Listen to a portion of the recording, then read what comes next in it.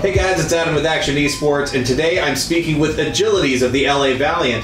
Agilities, you just beat the LA Gladiators 3-0. Can you tell me how you're feeling after this victory? I'm feeling really good. I think that I played well, and then Soon played well as well. So like a lot of people are saying that DPS was like kind of the problem on Valiant, but it feels really good to perform well and perform consistently and pull out the win.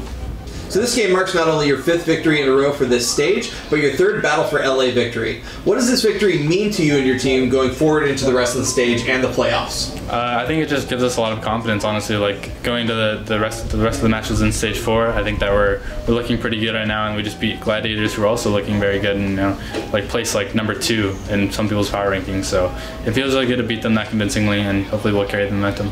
Sweet.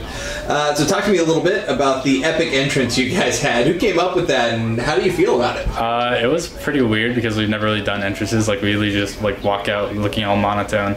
So it was like weird actually doing something for once. But we just found out about it yesterday. It was Valiant's idea for like big battle of LA. Might as well do something cool. So the battle for LA is always hype, but the crowd today was deafening. I mean, did that affect you guys at all, or any differently from the normal fan cheers that you hear? Yeah, obviously it does have like a higher impact because you can hear the crowd and see, hear how much they want you to win and do well. So it's obviously very spirit boosting, and we felt a lot better going into the match because we saw our crowd supporting us, and then we heard the chants, which is really nice to hear.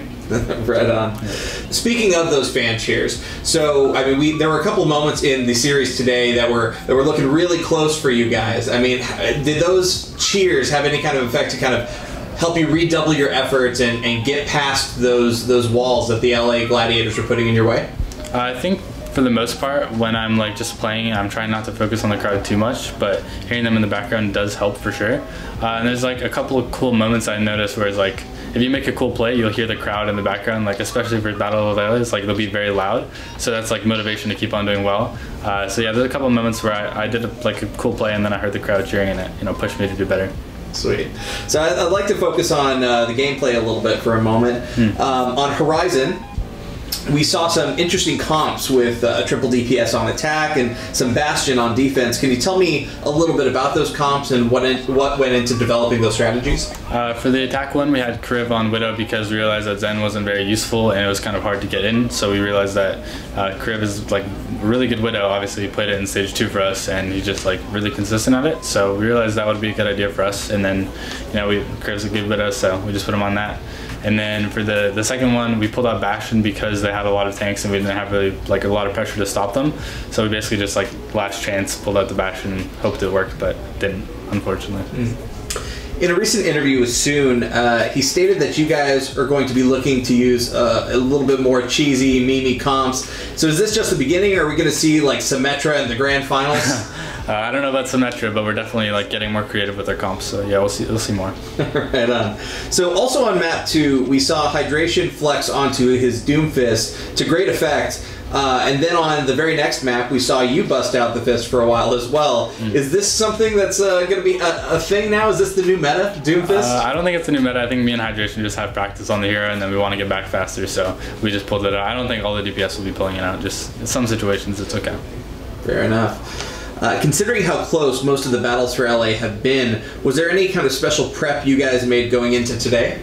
We focused mainly all of our prep on the Gladiators because we knew this was a more important match than the New York match, because we obviously wanted to win this more, and New York's a little bit of a harder opponent. So we put a lot of time, and our coaching staff put a lot of time into developing strategies for Gladiators specifically, and I think obviously it worked out well, so it was a good choice.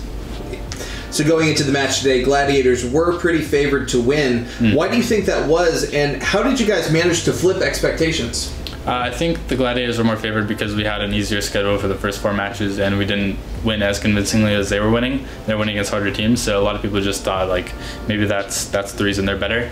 But yeah, once we got in our game, we didn't really focus about what other people thought about us. We just wanted to play our own game, and then that kind of turned the tides for us, and we played a better game then. So yeah. Yeah, you guys really showed up today. So looking forward to playoffs, it's pretty easy to say that NYXL is favored to take the whole thing.